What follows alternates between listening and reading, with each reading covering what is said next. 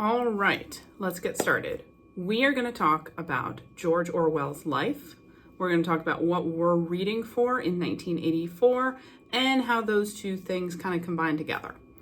There are going to be three different types of information. There's going to be important information that I'm going to expect you to know and you might want to take notes on. There's going to be background information that I won't expect you to remember exactly, but will help your understanding and background knowledge. And occasionally I will take a tangent to do some fun historical facts, which you absolutely do not need to know and do not need to remember, but I can't help myself sometimes. So we are going to start with sources that I drew from for this presentation. I looked at George Orwell, A Sage for All Seasons by Michael Sheldon, which is a biography. A long time ago, I read a big article and book called Why Orwell Matters by Christopher Hitchens, and I've also read Finding George Orwell in Burma by Emma Larkin, which is a fabulous and very interesting book, and I hope she does an update due to recent events in Burma and now Myanmar. Also, I've read his collected essays and writings, and for some of the historical background, my favorite class I ever took in high school was Russia and China in the 20th century, but I could not find sourcing for the textbook from that class. We are going to focus our study on 1984 on kind of four topic theme ideas. One is technology and the evolution of technology. Two is the sense of self that Winston, our main character, appears to have, and his internal thoughts. You can think of it as internal monologue, you can think of it as spirit or soul, integrity, or being true to one's values. But if you can protect that sense of self in a dystopian world. We're going to talk about what Orwell is saying about language and how the language we use matters. And we're also going to talk about obedience, or you could call it control. Why good people obey a leader. Those are going to be our four things. They're in your packet, but they're kind of what we're looking at for every section and every chapter. The book itself, 1984, is broken into three books within the book. It's all contained in the same book that I gave you in class. Book one is about 104 pages, and it focuses entirely on Winston and setting up the world of 1984 and teaching us the terms that they use. Book two is we're still with Winston, but it develops his relationships both with O'Brien, who we've met, and it also looks at the dark-haired woman, who we're going to find out is named Julia, and her relationship with Winston. That book contains 10 parts. Book one contains 8 parts. Book two contains 10 parts. One of the parts is a book within a book. We get to see Emmanuel Goldstein's manifesto, and we'll read that together in class. And then there is book three, which takes place within the Ministry of Love, if you didn't pick up on that foreshadowing from chapter one. We go inside the Ministry of Love and find out that it's not all about love in there. And there are 6 parts in that. It's the shortest of the books. Okay, some background on George Orwell and the historical influences that caused him to write 1984.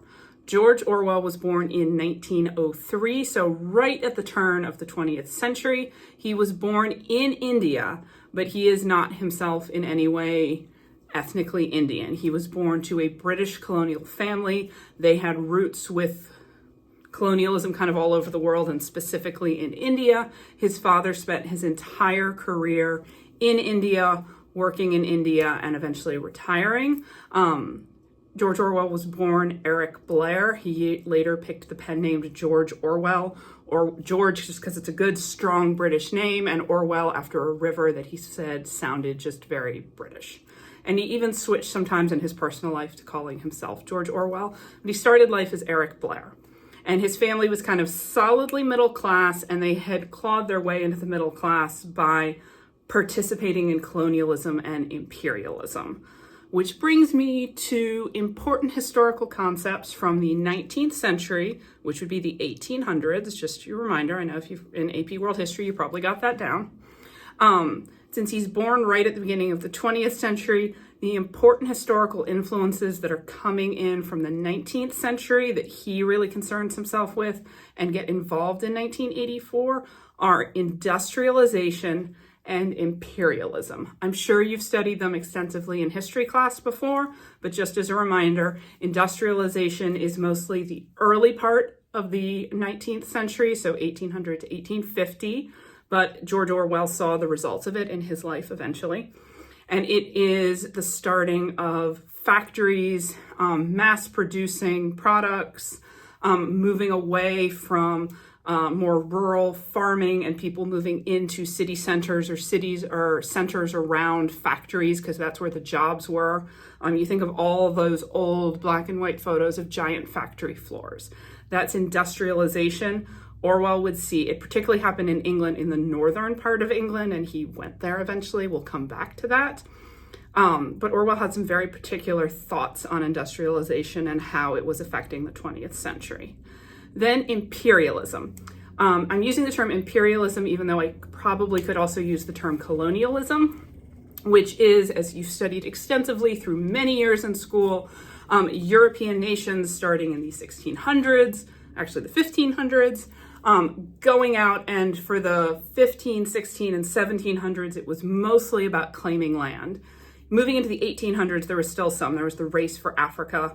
But the 1800s also sees a turn in towards kind of exploiting the land that they have claimed and the people that they have subjugated for their natural resources. So, for example, the rubber from Africa is the classic example of that. So George Orwell's father, Mr. Blair, he worked in India. So this would have been British-controlled India before independence. He joined the civil service in 1875, and he was an agent in the, wait for it, opium department. I'm not using a casual phrase. That is how he is listed in records of that department. It is what he spent almost his entire career doing. India, or the British imperialists in India, produced huge amounts of opium in India and exported them to China. There was a huge market in China. They didn't have as traditional colonial foothold in China, but they did have a lot of trade deals and they did have a lot of control, and they partly gained their control by importing and selling opium so cheaply that huge portions of the population became addicted and couldn't resist them, became compliant workers, became entirely dependent on the opium that they were kind of given by the British government. In the 1800s, there were two separate wars, the China Opium Wars, where obviously Chinese officials did not want this to continue happening. So his father did it for his whole life. Eric was born in India. He gets sent back with his mom to England and grows up mostly in England and feels very English, but has some memories and feels some connection to the East and to India. And he eventually kind of tries to start his own career following in his father's footsteps. I couldn't find a record, or I don't remember if he ever directly addresses kind of knowing what his father did. But you see in his writing this idea about imperialism and what I already talked about with chapter 1 in class, about the idea of, can you do something, external action that you're kind of ordered to do, and maintain that sense of self? In this case, his father was an imperialist officer in India, a subjugated country, and he spent his entire career overseeing the growing and exporting of opium with exploited workers in India and intentionally really making people dependent in China. And you see in his son's work this question of, can you do that and maintain a sense of self? Like if you're just doing it like his dad maybe just did it to put food on the table, send his son to the very expensive school he sent him to, can you do that and not be in some way changed by it? And a lot of the early 20th century and the competition about kind of what theory of government or economics was going to win out. Was it going to be communism or socialism or Leninism or fascism? Orwell really saw human nature in imperialism, and he saw the same impulse kind of repackaged in something new. So imperialism. As far as industrialization goes, Orwell had a very kind of small c conservative appreciation for nature and the idea of going back to nature. And he really liked the change of seasons in England. And he had a very bad experience that we'll get to traveling in the north to see the sort of industrialized factory towns up there. So you want to pay attention, and you should be writing this part down, in 1984 to when they're in a natural environment versus an urban environment. We open with Winston walking into Victory Mansions, and it's gritty and it's gross, and all of the technology in 1984 is, none of it's shiny and pretty and exciting. It's all kind of terrible because he's kind of a little conservative about technology and what it could do. So he starts in India. He gets sent back with his mom to England to grow up as a good little British boy. Where do you start or get to be a great author? Well, you start with a lot of privilege. He, as some of you did in your little biography activity, if your class did it, he gets sent to Eton College, which I know it's called a college, but it is basically a high school. You're there till you're about 19. It is arguably the most famous and most privileged high school in the world. There are a couple runners up. It is right outside Windsor Castle. It was founded in 1440. I said that correctly, 1440. It's older than the United States of America. It has beautiful Gothic architecture. It's a very exclusive, all-male kind of college preparatory school.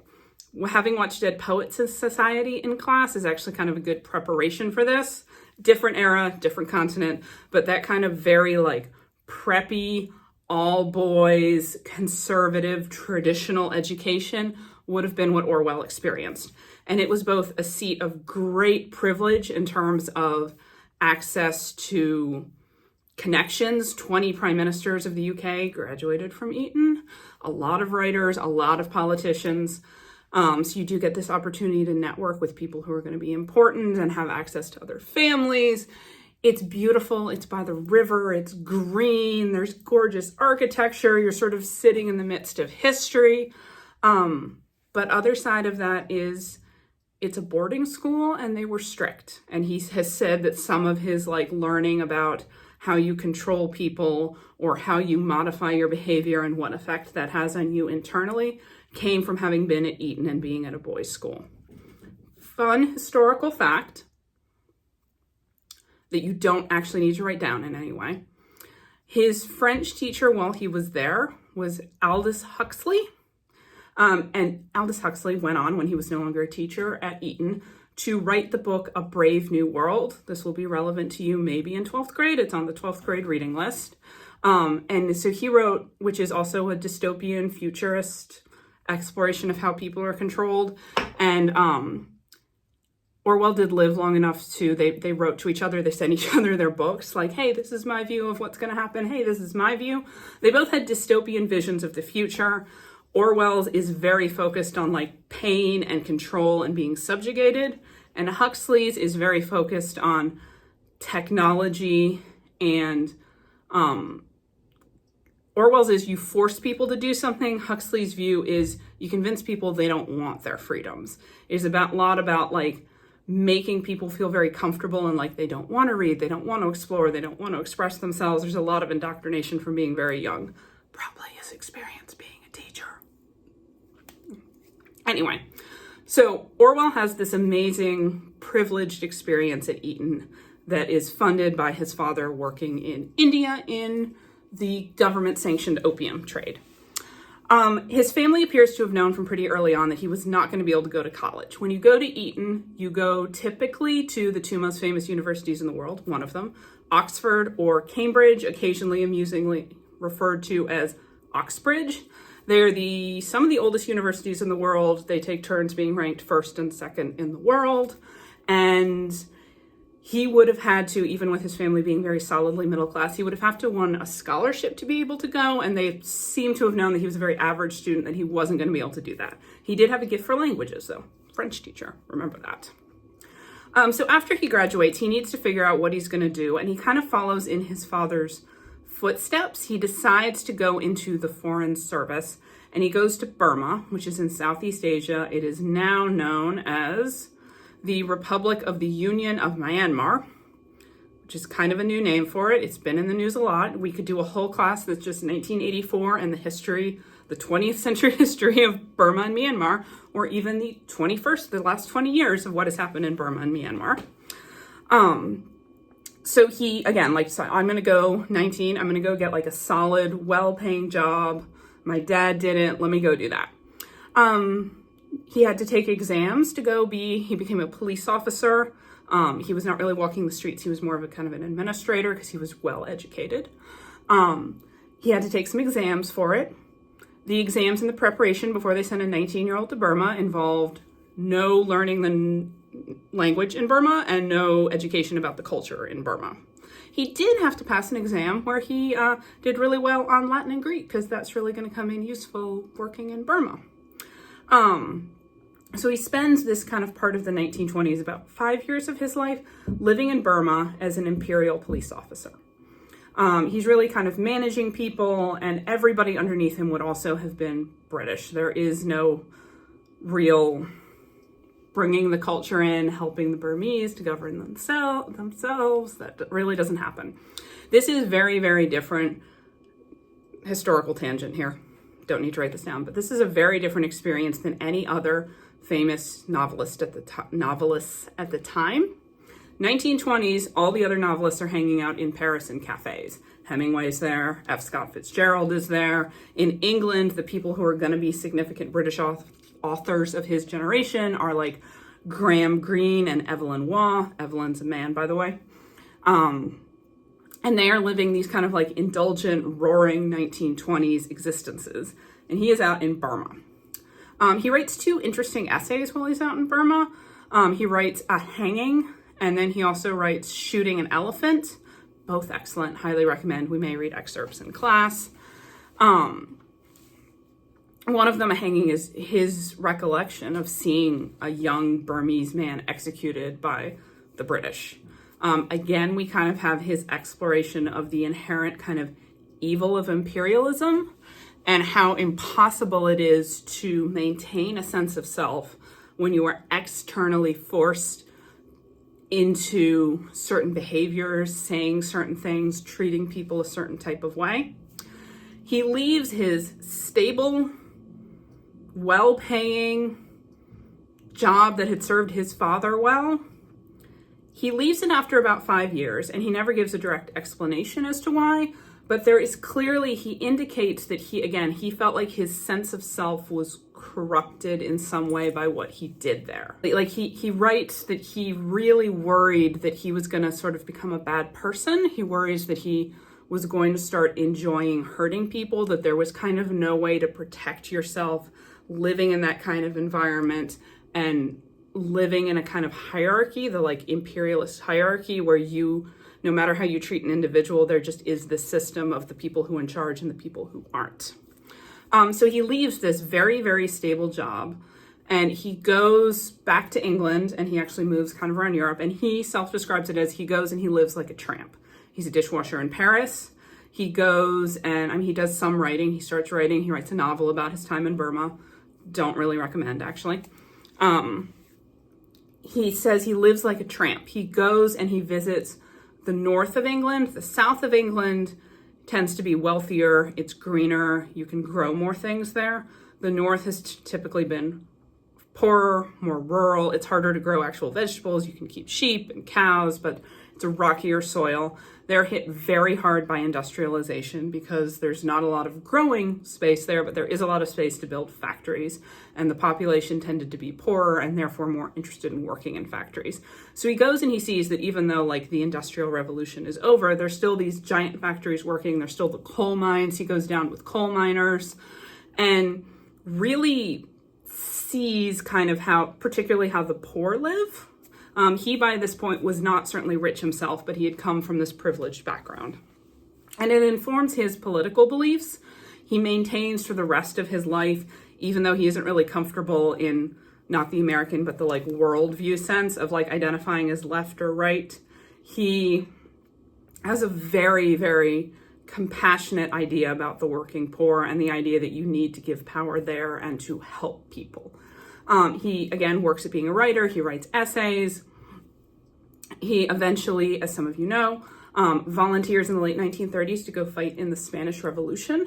So he serves in the army against Franco, Franco being the fascist dictator that was attempting and eventually succeeded in taking over Spain. The Spanish Revolution is often overshadowed by World War II when we do surveys of history. But it was this real testing ground for political ideology, for where people were going to stand. Literature of the 1920s and 1930s is full of idealistic young men who go off to fight in the Spanish Civil War. It was a really kind of put your cards on the table, and he did. The intellectual left was never entirely comfortable with him because he was never willing to toe a party line. But as he said, he was shot in the neck while in the Spanish Civil War. It somehow missed everything important. It missed his spine. It missed all of the veins. It just grazed his vocal cords and gave him kind of a raspy voice for the rest of his life. And so when people would tell him he wasn't a true leftist or he wasn't a true socialist, he'd say, I took a bullet in Spain. Please don't talk to me. Also, the Spanish Civil War was a big test of where, if it came down to fascism, where Russia was going to fall. So I know a lot of you said you were super comfortable, probably from AP World, with talking about communism, socialism, and fascism. But just as a quick review, the early 20th century, we still talk about them, but the early 20th century, the biggest cultural political question was, which of these theories of government and economics are going to work out? What's going to be the dominant one? What's going to take over? Just as a reminder, most of them stem from Karl Marx and Friedrich Engels publishing the Communist Manifesto in the late 1800s. They did not necessarily come up with the ideals. They read and they drew from kind of utopian socialist ideals of kind of French and Spanish writers. But it becomes this manifesto, a little book, Goldstein's book, connections here. And it inspires people. And the most important person it inspires is it inspires Vladimir Lenin, who in 1917, after going, by the way, historical tangent, Karl Marx, you might guess, and he was technically German, but he did all of his writing and living in England. He hung out in the reading room at the British Library, where he played the stock market, read political theory, and also was a hypochondriac and looked up his various illnesses. The man really missed out on not having WebMD be available to him.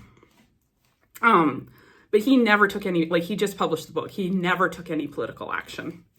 Aside from playing the stock market, which is very capitalist. Lenin was inspired by Karl Marx. Lenin had a very kind of normal upbringing. There's nothing that says early in his life that he's going to be kind of a great political leader. He goes to England to actually pay homage to Karl Marx. If you've ever seen Lenin, you know that he had a big bald head and was very distinctive looking. Years later, 1950s, a reporter went to the British reading room, and they're academics that spend their whole lives in the British reading room. And they kind of asked around to some academics, showing a picture, do you know this man? And somebody said, I remember him. This must have been the 40s. He used to come here all the time. I wonder what happened to him, because this man lived in his little academic bubble and didn't realize that the man had led a revolution in Russia. Lenin's kind of political problem. He's not allowed in Russia. The French eventually, during World War I, put him on a sealed train, because they don't want him talking to the French about any of his ideas, but they put him on a sealed train and sent him back to Russia. And in 1917, there is the communist revolution in Russia and the establishment of the USSR. I'm making broad generalizations about major historical periods. My apologies. So the Soviet Union, 1917 it starts. It falls in the early 90s. By the time that Orwell is alive and writing, Lenin has died and Stalin has taken over. And you'll hear references to Stalinism because Stalin had his own view of kind of communism and how things should work. If you don't know anything about Russian history, Russia's a huge country, USSR, Soviet Union, was even bigger because they took over neighboring countries like Ukraine. And despite being huge, it has this instinct for centralizing power and liking having a strong leader. And Lenin was that person, and his successor, Stalin, was also that person. Stalin obviously ends up being our ally in World War II because Hitler tries to march into Russia in the middle of winter. And should you ever find yourself the fascist leader of a European nation, one, I don't know you, and two, don't try and invade Russia really ever. And if you do, don't do it during winter. Napoleon made that mistake and Hitler made that mistake, and it's the reason both of them failed. So Hitler opens up the Second Front, and therefore, even though he hadn't really been an ally, Russia and Stalin join the Allies. we defeat Hitler, broad generalizations about wars. At the end of the war, General Patton is so angry at the Russians that he says he should just take the American army that's currently victorious in Germany and keep marching them on Russia because these guys are no good. And everybody says, no, they're our ally. In 1947, so 2 years after the end of World War II, that happened in 1945, Winston Churchill gives the famous speech where he says the Iron Curtain has fallen across Europe, talking about how isolationist the Soviet Union was and how, despite being our ally in World War II, they were not sharing information or letting people in. They wanted to be socially and economically separate. Remember, 1984 is published 2 years after Winston Churchill announces the Iron Curtain. One of the very impressive things about 1984, and indeed about George Orwell, is that there's a lot we didn't know about life in Soviet Russia in 1949, and there's a lot we didn't know about the atrocities and famines and starvations and hideous loss of life caused by Stalin's reign in Russia. We had some idea, but because they were so closed off and behind the Iron Curtain, we, being the West, did not realize how bad it was. And a lot of people read 1984 and are like, oh, it's about the Soviet Union. Orwell didn't or couldn't have known a lot of that. The deprivation he describes in 1984 of bad razors and people have to buy things on the black market. Yes, that was like the Soviet Union, but we didn't know that yet. It is much more actually a reflection of rationing and deprived life in Britain during World War II. But he could do a totalitarian fascist leader, this is eventually what's going to happen. That's why he's brilliant. World War II. So he's a writer during the 1930s. He goes and he volunteers during the Spanish Civil War. He's shot in the neck. He was already not in great physical health. He probably had tuberculosis for many years as an adult. So when World War II in Britain rolls around, he is not really physically able to join the service. He's also getting a little old to be in the army, but he still wants to serve his country. And so he ends up in working in kind of propaganda. And I know we all think of propaganda as negative, but I mean, if you were ever going to do propaganda for anything, certainly the Battle of Britain and World War II and the Allies would be it, right? Because of his background in India, he gets assigned to doing a lot of British propaganda oriented towards India or reporting on India. And he really tracks in his diaries. He is doing a lot at that point. He had been a civil servant. He'd been kind of an itinerant journalist, writing, and he'd become a good writer. He'd become a good novelist. And it's really Animal Farm where he kind of becomes great, and then some of his later essays. There's some early writing, which is certainly impressive, but not there. There's this evolution. He's really becoming great at processing these things coming in from the 19th century, imperialism, industrialism, processing all of the competing ideas about politics, communism, Stalinism, fascism, World War II, really kind of taking it in and processing it. And his diaries when he's working in the propaganda office, and the number of his office is room 101. That's going to be important later. He starts charting how they used language. And remember, language is one of the things we're looking at. He charts that Nehru, who became Prime Minister of India after independence, that he was a British favorite at one point, that he was in favor with them, and so they report. And then at some point they decided, and again, he wasn't high enough up to be part of this decision, Nehru's not the guy in favor anymore, and so they stopped using his name. They'd report on something, but they wouldn't print his name. And that ties into what we're about to see in Book 1 in 1984 with when people become unpersons. I have a quote from his diary, which is, "Today the reference to Nehru was cut out from the announcement, and being in prison and therefore having become bad." This was during Nehru was put in prison at one point. And so he's starting to chart how, even though most of us would agree if you had to do propaganda for something, World War II and the Allies would be the people to work for, but how you manipulate language, how you manipulate things to change a perspective. And he's very offended by it. You might not be as offended by it, but he was, and that is a huge part of like newspeak and the idea of changing language, and that when you change language, you change the ideas behind it, that you can't just substitute one word for another, that it really changes the idea behind it. All right, that was a lot. Let's talk about Winston Smith and why he is our main character. Winston is slightly referential to George Orwell, but Winston Smith is ordinary as they come. He is petty, he is kind of boring, he's not in great health, he's kind of sexist, he's a little bit racist, he's like not a hero. He's not an anti-hero because he's not kind of cool enough to be, but he is like the average guy. And that is who Orwell is really interested in this book. This book is not a portrait of Big Brother, who really isn't a character and not really a person. And it's not a portrait of Emmanuel Goldstein. Like if there was a spectrum between Big Brother, evil fascist leader, Emmanuel Goldstein, hero of the people, freedom of speech. Neither of them are really real, by the way. Winston Smith is exactly in the middle. He is a party member and says the pledge and does the 2 minutes of hate, but he has doubts in the back of his mind. Not enough doubts to like lead a rebellion. But Orwell is brilliant because that's who he's interested in. He doesn't get distracted in his like exploration of power by the very boring question, quite frankly, of why do people seek power? What drives people to be like leaders and powerful? Which occasionally students and teachers and scholars, when they're just like scrambling for something with 1984, say.